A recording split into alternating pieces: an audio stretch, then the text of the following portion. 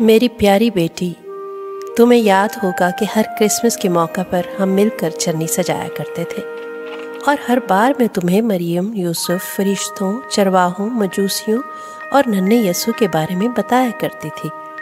लेकिन मैं हरगिज़ नहीं चाहती थी कि ये सिर्फ एक आदत बनकर रह जाए। इसलिए मैंने चरनी के एक अहम किरदार को छुपा दिया था, इस उम्मीद के साथ कि तुम ज़रूर उस किरदार को ढूंढोगी, और तुमने ऐसा ही किया। लेकिन तुम्हारे लिए मेरा सबसे कीमती तोहफ़ा ये किताब मुक़द्दस है, जिसके ज़रिए तुम यसु मसीह की पैदाइश की अहमियत को जान सकती हो। मुझे उम्मीद है तुम्हें ये तोहफ़ा ज़रूर पसंद आएगा। तुम्हारी प्यारी दादी।